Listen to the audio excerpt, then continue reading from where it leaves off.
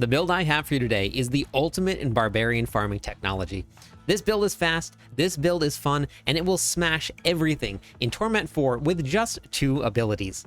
Now sure, you can jazz it up, put on a whole bunch of other shouts, but who wants to do that when you can do this to Torment 4 bosses with just 2 skills?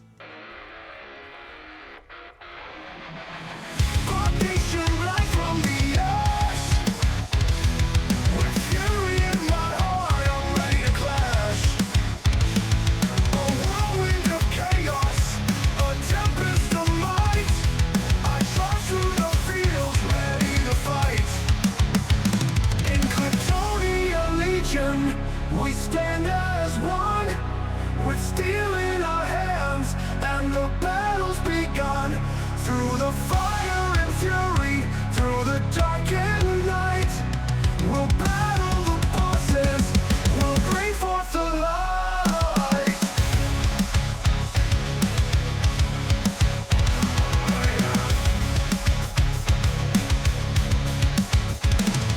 Across the countryside,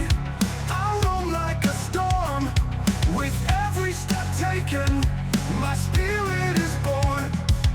Mobs of hell's creatures, they rise from the ground, but I'm wielding my axe, and I won't back down. In Cliptis Legion, we stand as one, with steel in our hands, and the battle's begun. Not bad for a build that you're just going to be using for farming. This is not going to be a pit-pushing variant of a build. This is just going to be something that you can hop into Torment 4, zone out, hang out with your friends, watch a show, and you can farm all of the stuff that you want to farm without having to worry about running out of resources or tapping a lot of buttons. However, this build is set up to grind some Paragon levels. You do not need to be running super high pits in order to get the most out of the Paragon and the most out of your experience. You can actually run basically just pit 70 over and over and over again as fast as you can, and this build will do that. I'm going to show you the run before we break down the skills so you can see what the gameplay looks like. If you want to skip ahead, you can use the timestamps in the description of the video, and you can jump right into the build and we'll break it down for you. Check out the pit run, and I'll see you at the skills.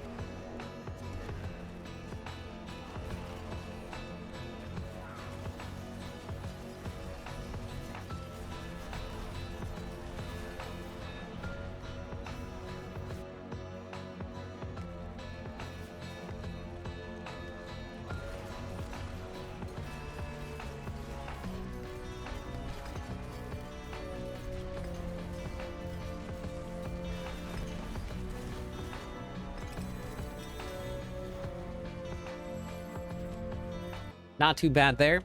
We're going to hop into the skill tree. So starting at the top, We're going to be taking 2 points into Lunging Strike. You can pick any one here, it doesn't really matter. We're just going to use it to unlock your next abilities. We're going to go into Whirlwind. This is going to be our source of generation. It's going to give us some extra damage because we're going to be using a dual wield setup. We're going to be using the Ramalotnis, and we'll talk about that when we get into the gear, but that gives us a massive increase to our damage. With the Ramalotnis, you want to be running Max Fury, so we're going to be running Tempered Fury here. We're going to max that out. We're going to put 3 points into Imposing Presence for some max life, 3 points into Martial Vigor. That's going to give us some damage reduction against elites. We're going to be maxing out Rallying Cry because we want to be able to generate as much Fury as we possibly can so that we don't have to worry about stopping spinning. We're going to go all the way down into Strategic Rallying Cry. This is going to give us Fortify. Now, we can change this around depending on what you're doing. If you're in the pits, you can always drop this into Tactical Rallying Cry, or if your Fortify is staying high enough, you can always swap these two around. Just depends on your character and where you're at. To play it safe, we're going to leave the rune right there. We're going to max out Warcry. You're going to get Warcry from your runes. If you don't have runes, you can just take this off and you can move the points into something like Raid Leader, and then you can move the points around if that's not something you're going to be able to run. But we're going to max that out and go all the way down through Power Warcry. That's going to give us some additional damage. Well, we're going to have at least 6 enemies around us. We use Warcry and we get that additional damage added to it. We're going to be running Booming Voice. This is going to give us some increased duration to our shouts. We're going to max out Guttural Yell. Enemies affected by our shouts are going to deal less damage to us. This is a speed build, so we're going to be putting swiftness here. We want to go as fast as we possibly can. You need to be over your movement speed cap, and I'll show you exactly why when we get into the gameplay section, but you need to be over your movement speed so that you can still whirlwind at maximum speed. We're going to be maxing out aggressive resistance for some damage reduction while berserking. We're going to have berserking up 100% of the time, so we'll always have this active. Same thing with Prolific Fury. This will give us additional Fury generation while we're berserking. Pit Fighter is going to give us some damage reduction and some damage versus close enemies. We're going to be maxing out Slaying Strikes. We're going to do additional damage to healthy enemies, which is above 80% life. And then anything below 35% life is going to be considered injured. We're going to get extra damage against them as well. We're going to go 3 points into Thick Skinned. This is going to give us some additional Fortify. Now, we need Fortify in order to generate our barrier. We'll talk about that when we get into the boss powers. We're going to go 3 points into Counteroffensive. Whenever our Fortify is above 50% of our maximum life, we get additional damage.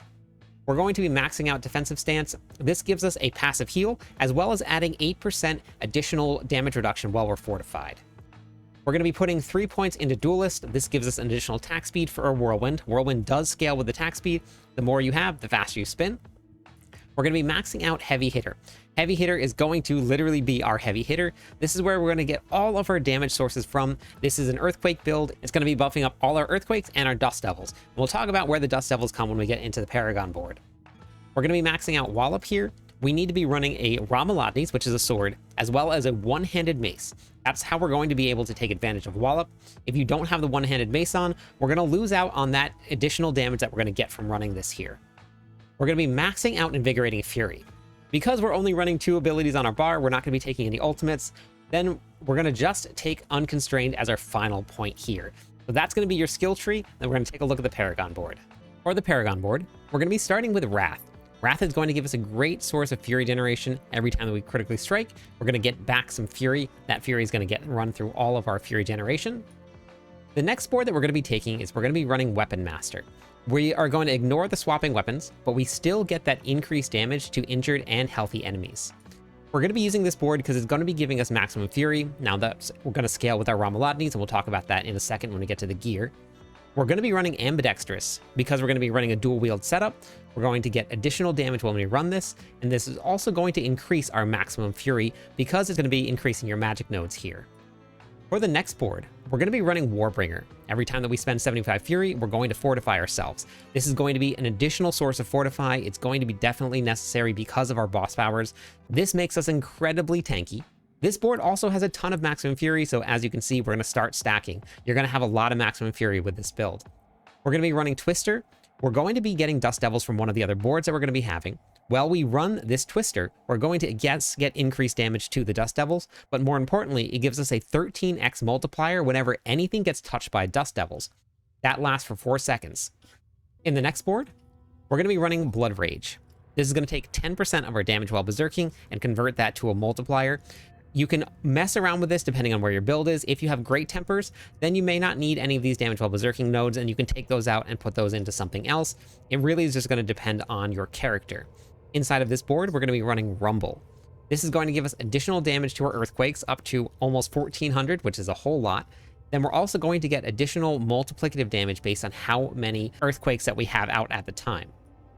In the final board, we're going to be running Force of Nature. Now, as you can see, I'm not quite capped, but also my gear isn't quite there where I want it to be, and we'll talk about that in just a second and how you can get capped here. This is going to be taking your damage versus close. 40% of that is going to be converted into a multiplier, which means that you need to have 500 damage versus close in order to make sure you hit this cap. Your earthquakes also have a 75% chance to spawn dust devils. That's going to be where you're going to take advantage of the dust devil aspect. Inside of that board, we're going to be running Revenge. Revenge is going to actually help us get towards that cap number. This is going to give us some additional damage from Thorns, and we're going to be getting Thorns from our skill tree in the Outburst and Tough as Nails combination. Now, because we're going to be running the Shroud of False Death, the Shroud of False Death is actually giving us our Outburst and our Tough as Nails. That's where Thorns damage comes from. If we don't have the Shroud of False Death, you're just going to have to move some points into these two here, so you get your Thorns damage and you take advantage of the Revenge glyph. So the final thing that's going to be doing inside of that board is that we're going to be increasing our rare nodes. Now, this is the rare node here. As you can see, we get 145% damage versus close, a huge number. That's also going to play into making sure they do multiplicative damage to our earthquakes. So that's where we're going to be tying all of these glyphs in together. So that's the Paragon board. We're going to dive into the gear. For the gear, I know that we're running a couple mythics with this build, and they are not the easiest things to get this season. There is going to be a variant inside of the planner, so make sure you click the description of this video so you can get the planner. You can use that if you don't have the mythics. For the helmet, we're going to be running Air of Perdition. This is going to give us some increased movement speed, which is incredibly important, and a big damage multiplier.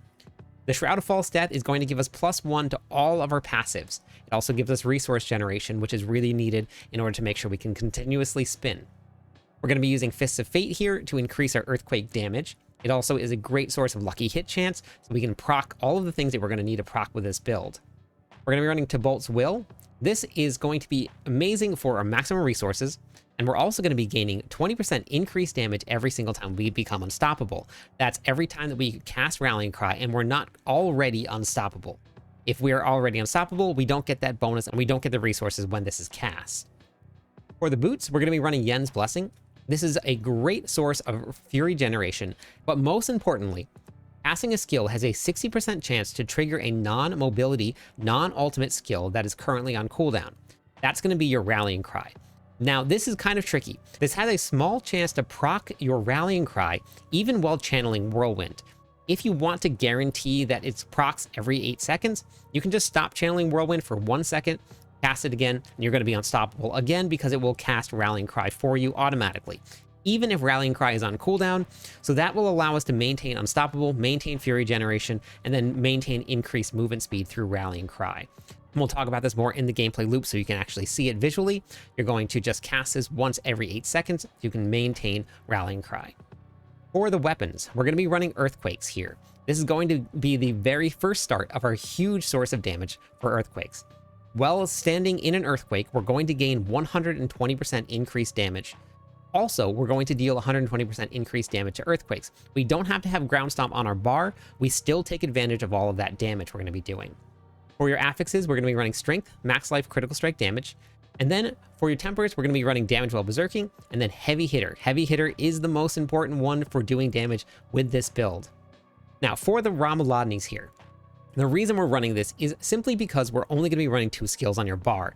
Traditionally, running Heavy Hitter does way more damage, but because we're not going to be using any other abilities, we're just going to be doing a nice, lazy farming build. This was a really great way to scale up our damage. Ramalodnis is going to take whatever our maximum fury is, and if you look at the maximum fury here, we have 315. We'll just call it 300. Half of that is going to be converted into extra damage. We get a 150x multiplier.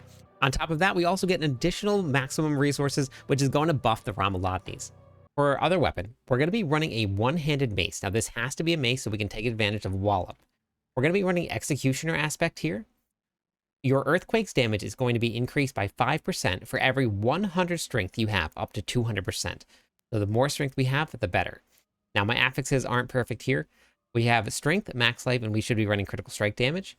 And then for your tempers, we're going to be running damage while berserking and then heavy hitter.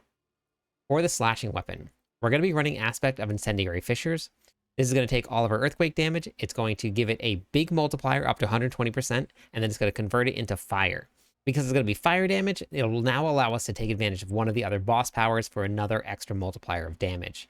For the affixes here, we're going to be running strength, max life, critical strike damage, and then we're going to be running damage to close and then heavy hitters again for your tempers. For the ring, we're going to be running anger management. This is going to be our source of berserking. There's no other way to get it with this build setup. So what happens is, while we're above 40% max fury, we're going to be berserking all the time. We're going to lose 2 fury every time, and you combine that with your Rabalotnies, where we're going to be losing 10 every second.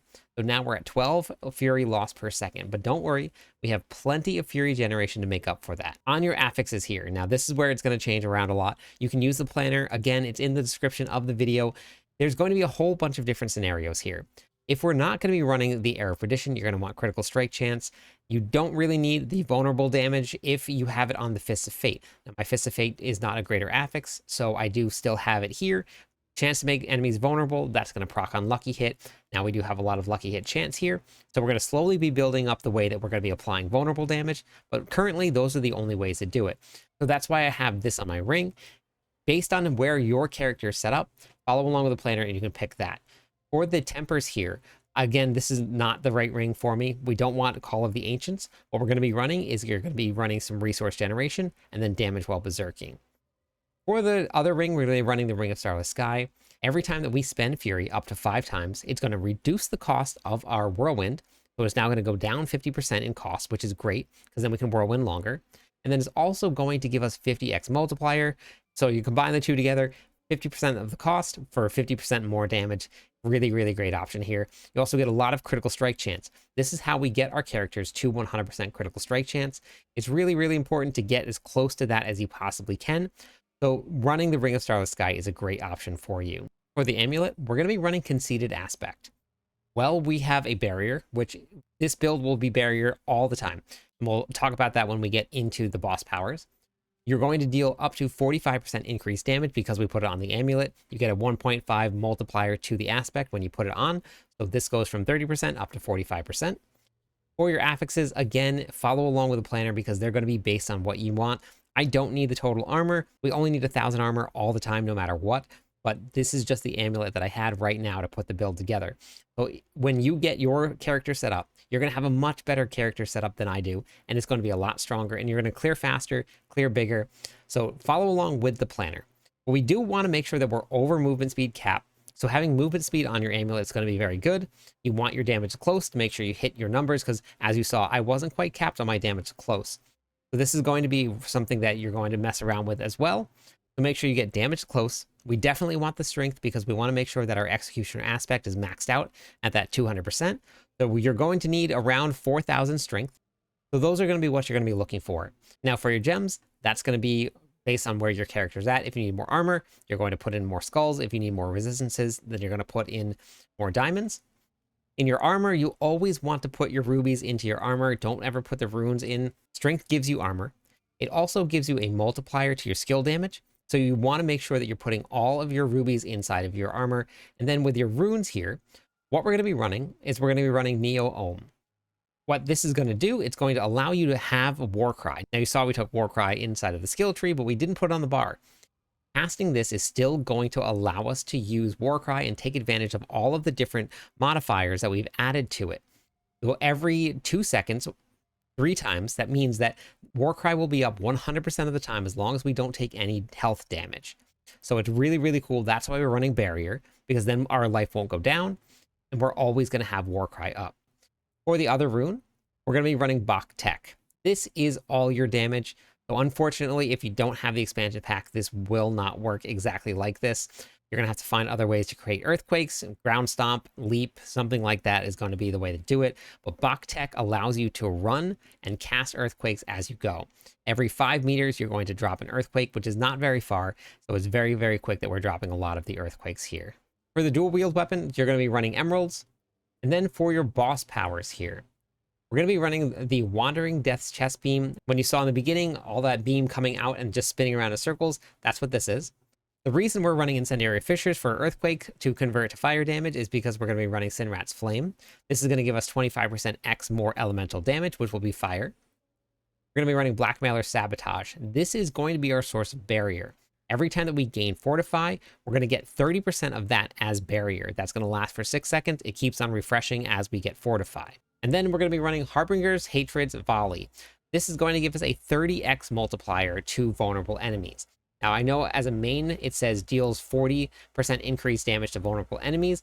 That's only the boss power, not all of our abilities. That's why we run it as a secondary modifier and not as your main boss power. For your expertise, we're going to be running a two-handed axe. Now, you don't have to have a two-handed axe to equip it. All you have to do is select it. It's going to give you 10% increased damage to all sources of damage.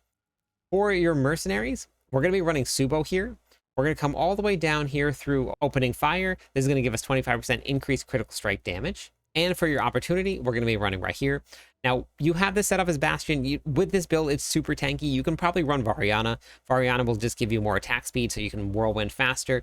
Either way, it's going to be whatever you choose and whatever you decide for this section, because this one doesn't really play too much into how this build runs. For the gameplay loop here, all you have to do to start off is to run. Now, we don't make any enemies vulnerable because we're not using Whirlwind. Whirlwind is going to be our source of vulnerable damage.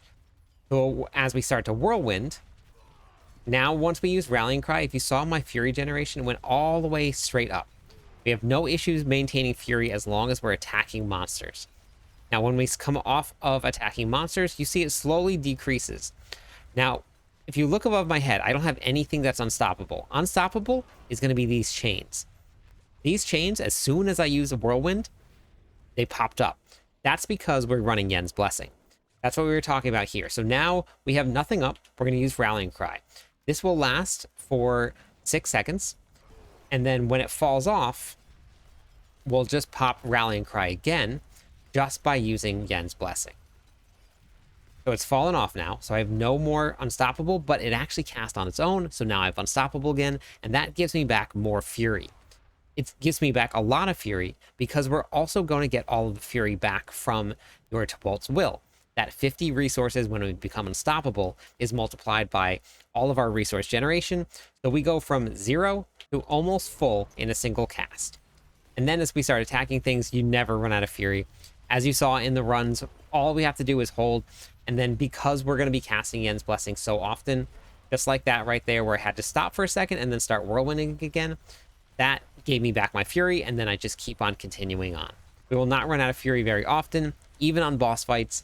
This is the build, this is the run. You can mess around with whatever other variant that you want. You can put on whatever skills you want onto the bar. You can add an ultimate in, but this was just a nice, fun, fast, lazy build that you can just press one button and then press one other button once every 25 seconds. Season 9 is going to be coming up, and we're going to be getting groups going for this launch of the season. I'm super excited about this. We do this every single season.